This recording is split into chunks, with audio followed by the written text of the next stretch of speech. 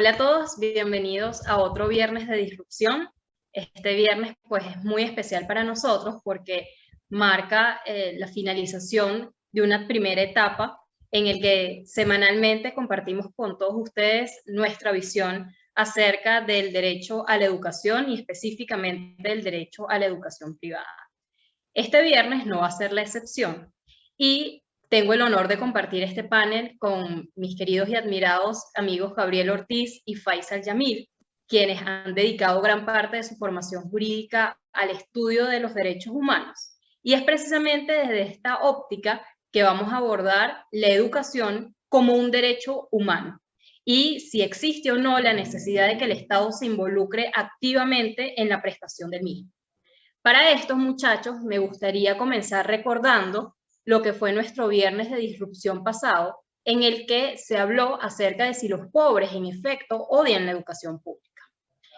Como seguro algunos de ustedes recordarán, durante este viernes de disrupción se plantearon 3 preguntas. La primera de ellas era, si tienes total libertad y ningún impedimento para escoger la educación de tu hijo, ¿preferirías la escuela pública de tu ciudad? A esto, la mayoría de las personas que sintonizaron este viernes de disrupción contestaron que no. La segunda pregunta decía, ¿estarías de acuerdo con que los niños más pobres tengan acceso a la misma escuela que tu hijo? A esto, la mayoría de nuestros asistentes contestó que sí. Por último, se preguntó, ¿estarías de acuerdo con un sistema enteramente privado de educación en un régimen de libre competencia? Y a diferencia de lo que sucedió con las 2 preguntas anteriores, sobre esta hubo una polarización en la respuesta, pues algunos de nuestros asistentes contestaron que sí, mientras que otros dijeron que no. Tomando en cuenta este último acercamiento, Gabriel, quisiera preguntarte, ¿tú crees que esta polarización en la respuesta pueda tener algo que ver con el hecho en cómo se concibe hasta nuestros días la educación desde la perspectiva de los derechos humanos? Creo que sin duda, porque incluso hay personas que se definen como de tendencia liberal, pero cuando tocas el tema de salud y educación, se les prenden las alarmas. O sea, ahí esas son cosas que, incluso siendo nominalmente liberal, ya creen que son cosas que activamente tiene que prestar el Estado. Y yo creo que el debate no debe estar en si tenemos que tener o no derecho humano a la educación o derecho humano a la salud. Yo creo que no debería existir duda de que son derechos humanos. Lo son porque toda persona debería tener un nivel de escolarización mínimo para poder progresar en la vida y también la salud. Yo creo que la pregunta que tenemos que hacernos es ¿cuál es la mejor forma de que eso sea virtualmente realidad? Y yo creo que esa es la pregunta que hay que dar respuesta y no en función de estándares o normas o principios según lo que uno cree, sino que yo creo que hay que hacerlo con estadística. Y eso es lo que yo creo que tenemos que, de alguna manera, criticar de muchas posturas que ha tomado el sistema interamericano y el sistema universal de protección, que son los como de los que uno habla, ¿no? De forma grande, del sistema interamericano, lo que es la Comisión de la Corte Interamericana, y en el sistema de Naciones Unidas, lo que es la UNESCO, la Relatoría Especial para el Derecho a la Educación, tratar de ver cuáles han sido las posturas de ellos y ver si esas posturas defienden o no una mejor forma de prestar la libertad. Pero no sé, Faisal, ¿tú qué opinas de cómo nosotros podemos analizar esos dos, digamos, sistemas y que han fallado, en que han de mejorar? Sin duda hay que primero tomar en cuenta que ya el Estado, de por sí, por el gran poder que tiene, por lo general tiende a hacer lo que mejor le plazca para sus intereses políticos. Y están estas normas internacionales, que de eso se trata básicamente la finalidad del derecho internacional, en regular esta conducta y tratar de direccionar la actividad prestacional del Estado hacia algo que respete la dignidad humana. Y para eso están los derechos humanos precisamente, y han sido estos sistemas los que han diseñado unas reglas del juego sobre lo cual el Estado debería encuadrar su actividad. Y por eso es que creo que es muy importante, antes de dar algún tipo de determinación, de conclusión sobre esto, es evaluar qué ha dicho tanto el sistema de Naciones Unidas como el sistema interamericano, en el que nos inscribimos por región, sobre qué se espera del Estado en materia del derecho a la educación, cómo se entiende en el marco de un derecho humano y cuáles son las obligaciones que se desprenden para ver hasta dónde puede hacer o no puede hacer el Estado y qué tanto tenemos como expectativa de un grupo de personas que lucha y defiende la libertad en que el Estado se desprenda de este tipo de actividades. Entonces, bueno, les pregunto a ustedes qué nos pueden compartir sobre el sistema interamericano, el sistema universal, y qué pueden ir opinando al respecto. Yo creo que Daniela sabe del sistema interamericano. Creo que Daniela es indicada para ese tema. Sí, con relación al sistema interamericano, por supuesto que el instrumento al que debemos acudir en materia del derecho a la educación es sin duda el Pacto de San Salvador. Y sobre esto ya el artículo 13 nos adelanta que con el objeto de lograr precisamente ese pleno ejercicio del derecho a la educación, es necesario que al menos la educación privada sea en primer lugar de carácter obligatorio, en segundo asequible y en tercero gratuito. Esto, por supuesto, sin perjuicio de que haya particulares que puedan, en ejercicio de su libertad, establecer y dirigir también instituciones de enseñanza, siempre y cuando se adecúen a lo que al respecto haya fijado el Estado de que se trate, en este caso Venezuela, en su legislación interna. De hecho, desarrollando también este derecho, la Corte Interamericana de Derechos Humanos, en el caso González Yu y otros versus Ecuador, citando a su vez al Comité de Derechos Económicos, Sociales y Culturales, señaló que para garantizar ese derecho a la educación es necesario que se vele en todos los niveles educativos, y esto es un inciso que me gustaría hacer, porque ya vemos que no se está refiriendo únicamente a la primaria, sino a todos los niveles educativos, que se cumplan con al menos 4 características que ellos consideran esenciales e interrelacionadas. La primera de ellas es la disponibilidad, es decir, la necesidad de que existan instituciones y programas de enseñanza en cantidad suficiente para que todas aquellas personas que quieran acceder a esta educación puedan hacer.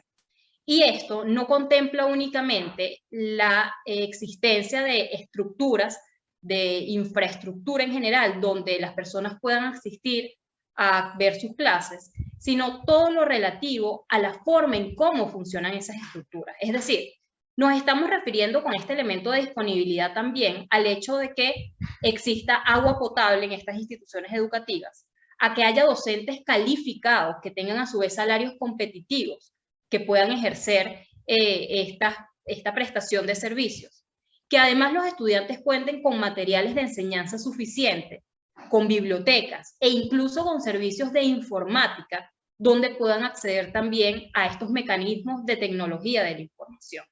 Por lo que vemos que para que se cumpla este requisito no es suficiente nada más con que el Estado considere que exista una infraestructura, sino que esta infraestructura, este colegio, debe además tener estas condiciones.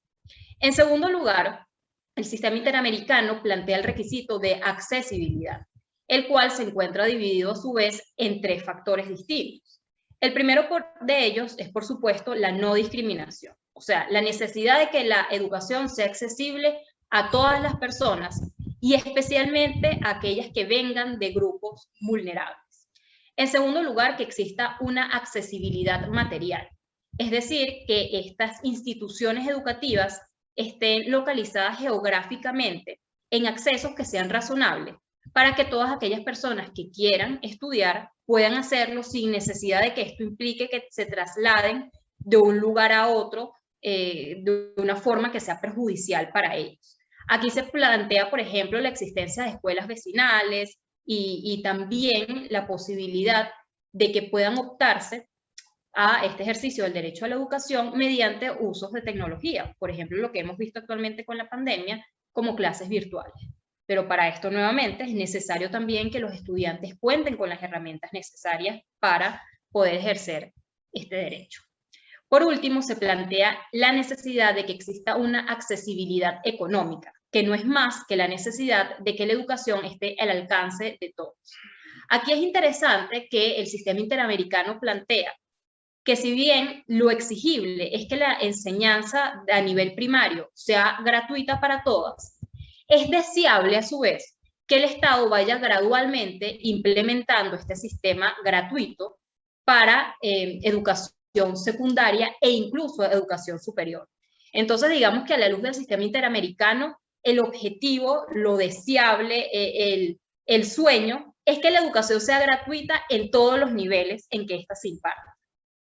En tercer lugar, de estos 4 requisitos que le mencionaba al principio, está también la aceptabilidad, que es básicamente que los programas de estudio y también la forma en que estos se van a implementar, es decir, estos métodos pedagógicos, sean pertinentes, adecuados y de buena calidad. para lo cual se tiene que evaluar caso por caso la sociedad en la que esto pretende implementarse, porque también es importante que se tomen en cuenta fenómenos culturales. Ya por último, se plantea también la adaptabilidad, que es decir, que la educación tiene que tener una flexibilidad que se adapte a todas las necesidades de las sociedades que, dicho sea de paso, pueden estar en continua transformación. Por eso es que se busca con este requisito que esa educación responda a las distintas necesidades que tienen los alumnos en contextos tanto sociales como culturales variados. Entonces, bueno, esto es a grandes rasgos lo que podemos encontrar del derecho a la educación a la luz del sistema interamericano. Y bueno, ahora Gabriel, que yo sé que tú has estudiado bastante ese tema, me gustaría que pudieras compartirnos qué opina al respecto del sistema universal. Sí, y yo creo que el sistema universal tiene una visión compartida con lo que ha planteado el sistema interamericano. No sin antes decir ahí con el sistema interamericano en particular, que es que nosotros en todo este tema de derechos humanos siempre ha existido la discusión sobre la justiciabilidad directa entre los derechos civiles y políticos y los DESCA, los de económicos, sociales, culturales y ambientales. Y siempre se ha dicho que los únicos que son justiciables directamente eran la sindicalización y el derecho a la educación. Es decir, inclusive en el sistema interamericano, donde siempre existió la duda sobre la justiciabilidad de los DESCA, al menos la educación siempre se consideró directamente justiciable. Entonces, como que siempre ha existido ese, digamos, sesgo de que directamente ese derecho nunca, sin ninguna duda, tenía que ser prestado por el Estado.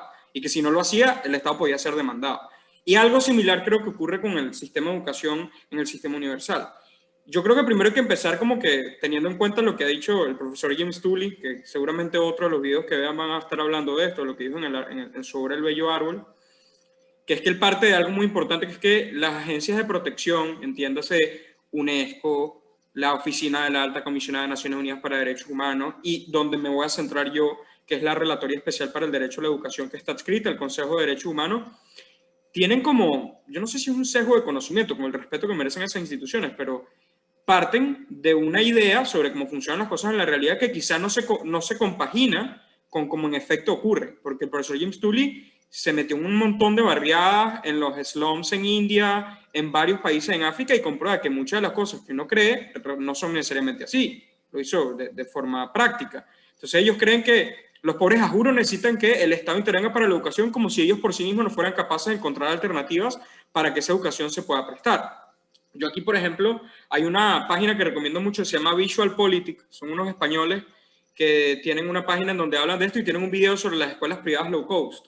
Y ellos, por ejemplo, aquí dicen que en África, que es uno de los países en donde está más esto, todavía el 20% de niños entre 6 y 11 años no van a la escuela, mientras que en el caso de niños de 14 años, 1 de cada 3 todavía no lo hace. Pero que en el caso particular de las escuelas públicas hay demasiados problemas porque, por ejemplo, de 2009 para acá, alrededor de 6.000 maestros eran falsos maestros, es decir, se les pagaban sueldo y todo, pero no iban a la escuela y no estaban enseñando. Y eran 6.000 maestros en donde Sierra Leona, que es un país pobre, les estaba desembolsando para pagar, pero no iban. Y algo similar ocurría en Pakistán, que ya no fuimos por otro lado, pero tenían algo así como 8.000 colegios públicos que no existían. Colegios públicos que se estaban financiando, que supuestamente estaban en un lugar, y cuando el Ministerio de Educación iba a supervisar el colegio, no había un restaurante, no era ningún colegio. Entonces, fíjense que era un montón de dinero que se estaba gastando en 8.000 colegios en Pakistán que no se sabe qué era.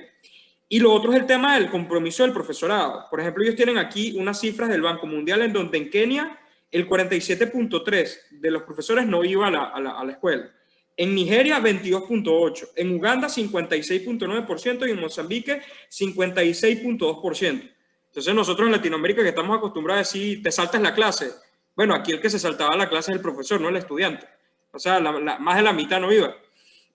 Y frente a este contexto, ¿qué ha dicho ONU? Bueno, aquí tenemos el informe que presentó el relator, que ya no es relator, que es un hindú que se llama Kishore Sain. Aquí se los voy a compartir. Vamos a ver si se puede ver. Se está cargando ahí y me dice si se está viendo. A ver. Es un informe que se presentó en el año 2014, empezando 2015. Y el informe básicamente como que plantea un montón de dudas sobre cómo es la mejor, digamos, el informe está focalizado en el problema de la educación, digamos, privada, la proliferación de la misma. No sé por qué no se me está cargando aquí, déjame ver si se me carga en inglés. Y el informe se centra mucho en como los problemas de la educación privada. Déjenme ver si dejo de compartir pantalla y funciona de otra manera para ver. Un momento. Está cargando. Ustedes saben cómo son estas cosas tecnológicas. Ok, ya está funcionando. Vamos a ver ahora sí. Ahí lo deberían ver, ¿verdad, muchachos? Se está viendo, ¿no? Buenísimo. Está en inglés esta parte, pero yo lo que quería que vieran era esta parte donde dice como un overview de todo el tema de la educación, digamos, privada, y casi todo el tiempo, aquí en la parte de las repercusiones, casi todo el tiempo tiene como una visión de que es malo o negativo que la educación privada exista porque implica una monopolización o una visión de la educación que pareciera un bien público de acceso universal como un bien de mercado, como un bien de consumo. De hecho, aquí ellos dicen que el derecho a la educación tiene que ser un derecho fundamental y es un derecho humano, y que estas escuelas privadas más bien incentivan o agravan la marginalización y la exclusión, creando o promoviendo las inequidades. Y que a eso le preocupa a él porque pareciera que la educación privada está repercutiendo en ampliar esas como que barreras. Pero en contraste, el profesor Tully y esta gente en Visual Politics presentan, por ejemplo, que han habido acuerdos con el gobierno de Liberia, donde hay una organización que se llama Bridge International Academy, que tiene más de 600 colegios en donde los que son pobres financian a los más pobres. O sea, los que son más pobres como que facilitan que los que ni siquiera pueden pagar algo puedan entrar. Y de hecho Liberia se dio cuenta, porque ellos venían de una guerra civil, que todo estaba tan difícil, que hicieron un acuerdo con la Bridge Academy, esta que les planteo, con una escuela privada, y 93 colegios públicos ahora son administrados por la Bridge. Y como nosotros lo hemos planteado en UED, están todos subsidiados. O sea, lo que hace el Estado es subsidiarlo. El Estado no presta el servicio, sino que subsidia a los estudiantes. Entonces, yo me pregunto, ¿es tan cierto esto que dice aquí el relator de que promueve la desigualdad? ¿No pudieran haber acuerdos o estos modos de prestación alternativos? Y más arriba este informe también dice que de acuerdo con ciertos académicos pareciera que la educación privada de bajo costo es contraria a las obligaciones de los estados y que promueve las desigualdades. Pero yo me pregunto, ¿qué metodología están utilizando el relator para determinar esto cuando hay evidencia a otro lado, también académica, que dice lo contrario, que más bien apoya el encuentro con más igualdad para mejor educación para los más pobres? Entonces, eso por un lado. Y lo otro que quería dejar claro era cómo ellos dicen que eso más bien, que la educación pública tiene mejor estándar o rendimiento educativo respecto a la educación privada. Y por ejemplo aquí tengo el libro del profesor Tully, que en la página 302, ahí se debería ver, habla de la diferencia en el nivel de rendimiento académico en matemáticas, inglés, diversos estudios sociales. Fíjense, por ejemplo, aquí, esto es en Hyderabad, una ciudad de India, y en Delhi. Entonces, las que están más en blanco aquí son la educación pública. ¿Qué tan buenas fueron las calificaciones? Entonces, él divide las escuelas privadas de bajo costo en escuelas privadas reconocidas y no reconocidas. Entonces, fíjense que todas las que son no reconocidas y reconocidas tienen mejores resultados en casi todas las categorías. Aquí hay un lenguaje que es el urdu, que se habla ya. Miren, incluso ahí es mejor. O sea, en donde sale la educación pública, parece que el rendimiento de los alumnos es menor, distinto a la evidencia que está planteando el relator. Yo no estoy diciendo que la información del relator sea mala o sea mentira. Puede ser que tengan estadísticas respetables. Lo que estoy diciendo es que hay un sesgo respecto de la información y hay cierta discrecionalidad respecto de qué información estoy eligiendo para sustentar o no mis conclusiones. Y pareciera que ellos deliberadamente o por algo están ignorando esta evidencia que está súper comprobada. Fíjense que aquí lo mismo pasa en Ghana y en Nigeria, en Lagos. Lo mismo, la educación pública a nivel de rendimiento académico de los alumnos queda relegada a un segundo plano. Entonces, yo lo que quería como que dejar full sentado era eso, y cómo, digamos, la mayoría de las escuelas públicas más bien tienen un poco rendimiento. Y aquí nos pudieran decir, y esto es algo que creo que Faisal nos puede ayudar, bueno, ¿y cómo nosotros evaluamos si una de estas escuelas privadas, por ejemplo, que lo habla el relator, incurre en discriminación, incurre Yo creo que hay que verlos de la obligación de respeto, pero eso lo puedo dar yo mejor en mis conclusiones. Pero me gustaría que Faisal nos ayudara porque está como muy en la nube, ¿no? Lo del sistema interamericano y el sistema universal. Entonces, Fai, si nos puede echar una mano allí. Sí, claro. Lo primero que hay que aclarar es que la evolución de los derechos humanos como rama y además como un estándar de cumplimiento ha sido un proceso de conquista. Y un proceso de conquista que no es de larga data. Nos ubicamos que formalmente hablando los derechos humanos se han reconocido como tal después de la Segunda Guerra Mundial. Y desde ese entonces se ha visto como depositario de las obligaciones de derechos humanos únicamente al Estado.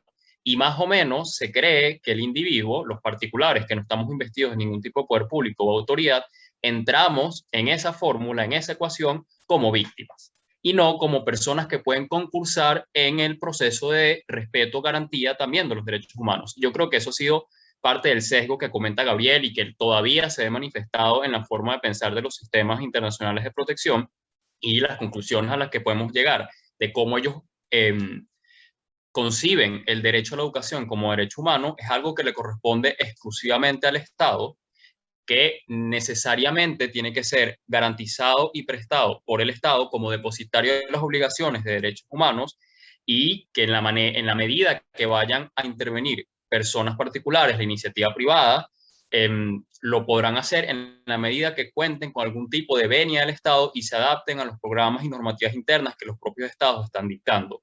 Podemos verlo ilustrado en el caso de Venezuela y muchos otros casos de Latinoamérica y en verdad en gran parte del mundo en el que la educación es concebida como un servicio público, como un servicio esencial y para que un individuo en el marco de su libertad empresarial, de su libertad de desarrollo de su proyecto de vida, de su personalidad, quiera también desarrollar esta actividad, tiene que contar con algún tipo de autorización o concesión del Estado. Y esa es una realidad a la que nos enfrentamos hoy en día y es algo que siguen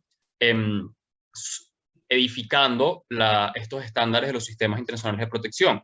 Y a la par de eso, pues han concebido que la educación, por el nivel de esencialidad que tiene y de derecho humano con entidad tal y como un servicio público entendido de esa naturaleza, tiene que ser universal, accesible y gratuita. Hasta estos momentos se le ha dado mayor preponderancia en la esfera de los derechos del niño, por eso es que el estándar verdaderamente fuerte en esta materia es que la educación primaria es la que tiene que ser totalmente gratuita y tiene que ser garantizada por el Estado y solo el Estado es el que la puede dar con esa característica gratuita porque el particular lo haría con algún tipo de vocación empresarial y es algo que sigue siendo negado por los sistemas de protección. Pero poco a poco existe una tendencia a que eso sea incluso más continente, más abarcante y como comentaba Daniela, pues esta gratuidad de la educación vaya escalando a todos los niveles porque no es algo que es exclusivo para la población de niños, niñas y adolescentes, sino que cualquier persona tiene derecho a la alfabetización, a la escolaridad, porque es un medio de superación. Y así se ha entendido en materia de derechos humanos. Y por eso es que todos deberíamos tener acceso universal, gratuito. Sin embargo, por ahora se sigue manteniendo la educación primaria. Lo que sí se comparte es estos ítems o características que sean accesibles, disponibles y que todos en una cierta medida de libertad y sus propias capacidades puedan tener algún tipo de acceso a la educación.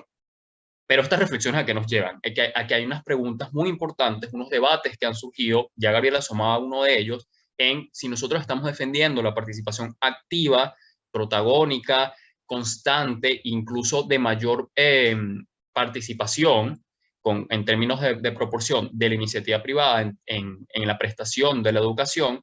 ¿Qué pasa con esos casos en el que, por ejemplo, las personas de extrema pobreza o de pobreza o niveles que solo le permiten tener acceso a alimentos, salud y estas cosas muy esenciales no pueden asumir lo que es el gasto de la educación? No sé si alguno de los dos tiene algún comentario, de pronto Daniela creo que nos puede ayudar un poco con esto. ¿Qué pasa con las personas pobres que no pueden pagar una educación privada, que es la que nosotros defendemos y creemos que puede perfectamente coexistir?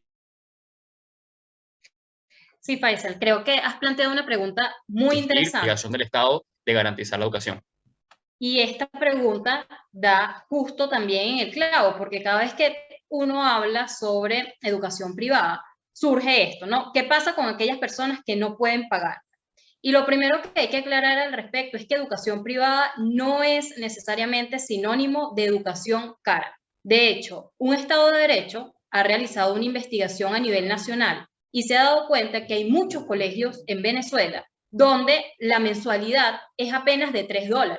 Y estamos hablando de colegios que tienen un nivel educativo óptimo, es decir, donde los profesores asisten regularmente a clases, donde se plantean también actividades de esparcimiento para los niños, que cuentan con instalaciones adecuadas, que cuentan con servicios de biblioteca o de tecnología de la información. Es decir, colegios que plantean una educación de calidad para sus asistentes. Sin embargo, pues, y este punto también quisiera resaltar que $3 mensuales es lo que algunas de estas instituciones cobran, como mencioné. $3 que si lo adecuamos, por ejemplo, a cuánto puede costar el transporte público, al menos en la ciudad de Caracas. Si una persona tomase un autobús, ruta, camionetica, como le quieran llamar, 2 veces al día, durante 5 días de la semana, estaría gastando un aproximado de $2 semanales, es decir, $8 mensuales.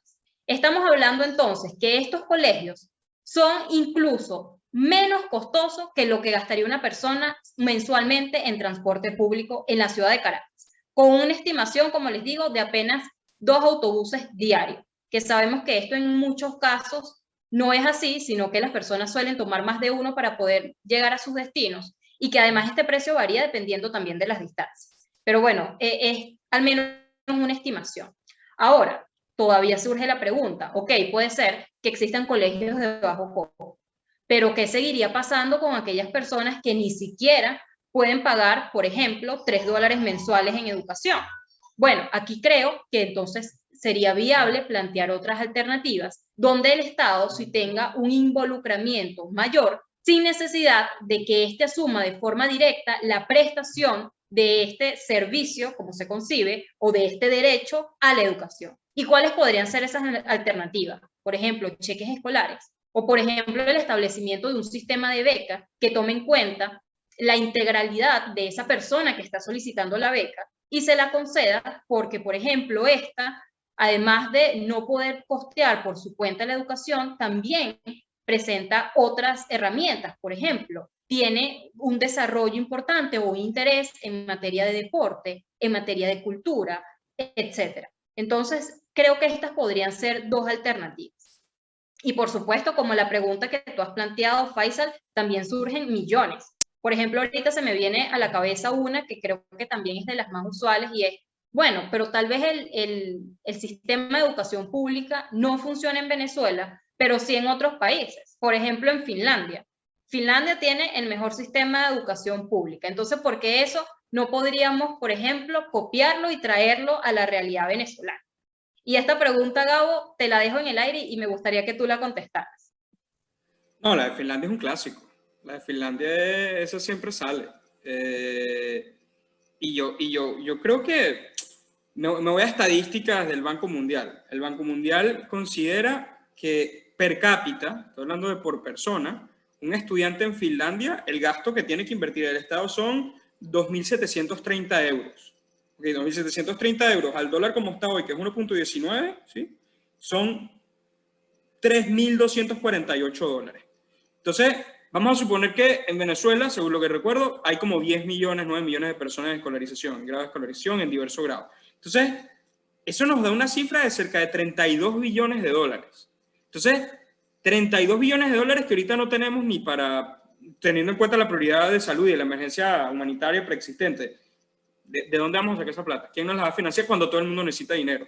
Es imposible y menos en este contexto. Y eso suponiendo que desde el lado que nos pase como Pakistán, que probablemente nos va a pasar igual, que creen escuelas fantasmas, que los profesores dejen de ir. Eso es en el supuesto negado de que ese dinero efectivamente se invirtiera en lo que ha dirigido. Entonces, hay mucha gente que habla del tema de Finlandia, pero Finlandia son prácticamente nada más 1 millón de estudiantes. Quizás un poquito más ahorita, pero el grado de escolarización es mínimo debido a su población y es una realidad que es imposible trasladar a Venezuela. Y la pregunta donde yo insisto es, todos, yo creo que todo en su sano juicio, todo académico debe estar de acuerdo en que toda persona debería estudiar y estudiar con calidad. Pero la otra pregunta es, ¿cuál es la mejor forma de lograr ese objetivo que es muy noble y todo, sin sesgo y abierto a nuevas propuestas? Hay un punto en donde, como decíamos, se nos pregunta, ¿no? ¿Qué pasa si el Estado tiene acceso? Si el Estado ya deja de desaparecer y las escuelas privadas tienen acceso. Plantean cosas locas, quieren promover ideas nazistas, decir que el holocausto no pasó. ¿Tú qué opinas ahí, Fay? O sea, ¿qué podemos hacer ahí? Bueno, la verdad es que todo este desarrollo de la actividad empresarial del particular, donde puede ahora incluirse la prestación de la educación, lo cierto es que tiene que hacerse bajo un marco de respeto y de libertades. Y lo cierto es que el Estado sí está obligado a garantizar y respetar los derechos humanos. Y eso implica entonces que no tiene que prevenir que ocurran violaciones de derechos humanos dentro de su jurisdicción. Y si en caso de que ocurra, tiene que hacer lo pertinente pues, para investigar, sancionar responsables y reparar. Y ahí creo que es el punto en el que tenemos que, de alguna forma, sacarle punta. Y es que el Estado no va a dejar de cumplir con su obligación en un escenario donde un particular termine violando o participe en lo que es un acto violatorio de derechos humanos y el Estado lo que tiene que hacer es actuar ex post. Tiene que tener una actuación de investigación en caso de que se percate que ha existido una violación de derechos humanos, llevar un juicio justo, responsabilizar a los agentes de la violación, establecer las pertinentes sanciones y reparar a la víctima. Y en ese caso, pues la violación de derechos humanos estaría subsanada y habría un cumplimiento del Estado dentro de la expectativa de cuáles son sus conductas en caso de que se presente un escenario de esta naturaleza. Y lo cierto es que hay que permitir que las personas, en el marco de la libertad, puedan desarrollar esta actividad como cualquier otra actividad de su vida. Y también en el marco de la libertad de los receptores de esta educación, de decidir si eso es algo que les parece que les está contribuyendo en su estilo de vida, en su proyecto de vida, si es algo que pueden elegir o no, y no ser el Estado el que limite el tipo de contenido programático que es el que se tiene que impartir. Y pues en este caso el Estado también tiene una obligación de fiscalización que puede ir muy bien compaginada con todo lo que estamos hablando, y es que el Estado tiene un deber también de hacer investigaciones preventivas o reactivas de actividades que puedan eventualmente constituir o no una violación de derechos humanos. Entonces sí, no estamos negando que puedan crearse situaciones en las que se vaya a violar derechos humanos con autoría de particulares. Lo cierto es que el Estado lo que tiene que hacer es tener una actitud de reparación en caso de que esto ocurra y hacer las investigaciones pertinentes posterior a que haya ocurrido. Y esto lo podemos ver graficado con otros derechos. Yo creo que ya todos compartimos y sabemos y tenemos muy bien planteado en la cabeza, incluso por cultura general, lo que es la censura previa, y que en el marco de la libertad de expresión no puedan haber este tipo de censura, sino la determinación de responsabilidades ulteriores. Y eso es algo que desde mi punto de vista puede perfectamente trasladarse a otras áreas de los derechos humanos y perfectamente entrar en el ámbito de la prestación de la educación y las formas en que el privado pudiese hacerlo. Ay, si me permite, Entonces, bueno, nada más, quería complementarte ya con algo, que es que con todo lo que dijiste es tratar de redimensionar el derecho a la educación no solo como un DESCA, sino ver que desde las obligaciones de los estados hay garantía y respeto. Cónchale, que el Estado respete el hecho de que privados puedan prestarla con fines de lucro, lo cual no está mal, si al final la teleología de eso, como lo muestran las estadísticas, es lograr una mayor escolarización con mejores resultados académicos, a pesar del fin de lucro, en donde parece ser más eficiente. Entonces, es tratar de pensar ya no solamente en la educación como un DESCA, sino como un derecho de respeto, tal y como se haría con un derecho civil y político, o, bueno, si lo quieres pensar como un DESCA, como lo dice Faisal, desde el punto de vista de la fiscalización que corresponde. Entonces, es tratar de redimensionar y tratar de quitarnos los sesgos. Sé que es difícil, pero pensarlo de otra manera es perfectamente plausible y más en Venezuela. Daniela, no sé cómo quisieras complementar allí. No, total, Gabriel, totalmente de acuerdo contigo, y de hecho agarro esta última idea tuya para ya dar también unas reflexiones finales, porque creo que nos estamos extendiendo un pelo. Y la primera de ellas es eso. Uno, la necesidad de que esto al menos sea un tema discutible, no que de alguna forma optemos por, sin siquiera pensar, que la educación debe ser pública y gratuita y ya. O sea, lo que queremos con esto es al menos fomentar la discusión, al menos fomentar el debate sin necesidad de que, por supuesto, quienes no estén de acuerdo sientan que nosotros le estamos imponiendo una forma de pensar, porque esto está lejos de ser así. En segundo lugar, es que discutir ahora desde esta óptica de derechos humanos, que no necesariamente debe verse así, no necesariamente debe verse como una prestación activa por parte del Estado del derecho a la educación. El Estado puede cumplir este derecho y en consecuencia sus obligaciones frente al sistema interamericano y universal de otra forma, sin necesidad que él esté activamente prestando este servicio. Y en tercer lugar, pues decir, por supuesto, que no tenemos todas las respuestas a sus preguntas, pero que de nuevo, esto se basa en poner el tema en la palestra de discusión. Entonces, por mi parte, quisiera dejar eso por sentado y Gabriel, que igual cuéntanos de tus reflexiones finales. No, yo creo que eso, tratar de, no porque lo diga Naciones Unidas, a pesar de todo el amor y respeto que le tengo a esa querida institución, es verdad. Ni que lo diga la Corte Interamericana, que la quiero muchísimo, es verdad. O sea, podemos repensar las cosas y para eso se necesita la evidencia fáctica y todo, y no nos podemos quedar con las normas, aun cuando las normas son virtuosas y tal, pero algo que nos decía un profesor en la Católica, yo siempre voy a recordar, que es que el derecho no es del derecho a los hechos, es de los hechos al derecho. Lo contrario es una falacia normativa. Entonces, si tú piensas las cosas nada más por principios y valores jurídicos separados de los hechos, eso básicamente es una imposición de normas, de un sistema diferente como realmente ocurren las cosas. Y aquí en UED lo que hacemos es eso, cómo están pasando las cosas allí, como lo hizo el profesor James Tully en diversos lugares, en sectores muy pobres. Y pareciera que, esa es una conclusión útil, en Venezuela no es la excepción de lo que está pasando. Son los pobres regulándose a sí mismos a los más pobres para tratar de lograr educación. Y eso es algo que sinceramente me parece bellísimo. Solamente hay que respetarlo y dejar que pase. Fay. Yo cierro nuestra intervención sobre la educación como derecho humano, entendiendo que en el mundo complejo de hoy, la iniciativa privada, los particulares, cada vez estamos más en una actitud activa de participar en el proceso de garantía de los derechos humanos. Es una realidad innegable por pues, la participación que tenemos en el día a día y cómo nuestra propia conducta puede tener un impacto en los derechos humanos. Y es algo que ya lo han reconocido los sistemas internacionales y hay estándares al respecto, muy específicamente sobre derechos humanos y empresas. Si es algo en que hemos avanzado hasta ese punto, puede ser perfectamente extendible hasta otros sectores como la educación. Si ya hemos entendido que las empresas, por lo que representan y la entidad de sus actividades pueden tener un impacto en los derechos humanos, perfectamente en las instituciones educativas también. Y si eso es así, pues entonces reconozcamos el espacio que se merece a la iniciativa privada, al particular, de poder coadyuvar en el proceso de impartir la educación y también imponiéndole los deberes de colaboración en el proceso de cumplimiento y respeto de los derechos humanos, siempre entendiendo que el Estado es el responsable y es el último que tendrá que velar porque una situación sea prevenida o en todo caso investigada y reparada. Pero es algo con lo que nos estamos enfrentando y que me parecería un poco ya absurdo en el nivel del mundo moderno en el que estamos, en que no se reconozca que el privado puede y debe participar en la educación y que el Estado no va a dejar de tener sus obligaciones ni dejar de cumplirla porque no sea el primero llamado a impartirla.